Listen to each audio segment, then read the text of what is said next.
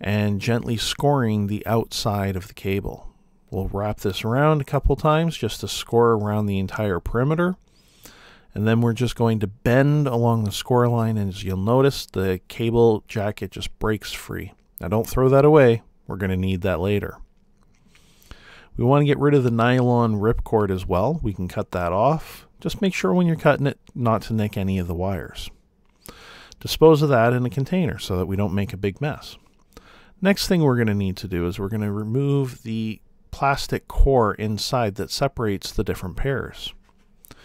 We can just cut that by removing the wires out of the way and just using the pair of side snips.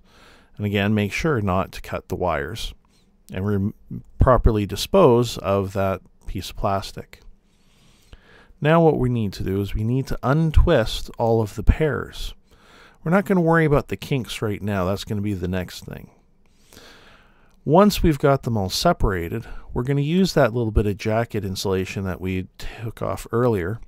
We're going to put the wires inside, and we're going to squeeze together with our finger and thumb and pull it off. By doing this, we're going to actually help to straighten the wires out. If it doesn't work in the first pass, do it again. Do it in a few different directions. And the straighter they are, the easier it is going to make our life later. So as you notice, she's squeezing tight. We've got white knuckle grip going there, and that one came out nice.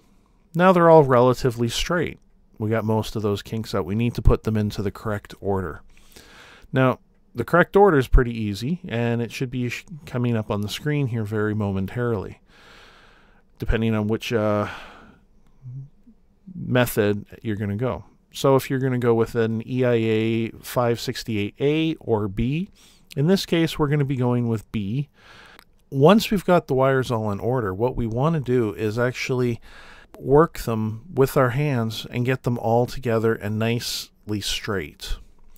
So what she's doing here is she's just straightening them out a little bit, getting a few of the little curls off of the end, making sure they're in the right order. And now she's just working them. By doing this, you're going to make them go all in the nice straight order. Now if you notice, you can see how much nicer and neater those are. After we're done that and we feel confident with it, what we'll end up doing is cutting the end off. How far? We just want to get the very tips cut off for the most part. So we'll cut maybe about 1 centimeter or 2 off. Notice how she's got a nice bin to put it in, and she's cutting the wires so they go down. Now they're all about the same length, they're all in order, and they're nice and straight. Now we can grab an end and place it on. When we try to put this end on, we want to get all the wires to come out through the end. Sometimes they don't all come. In this case, they got stuck. You can see the wires got a little bent there.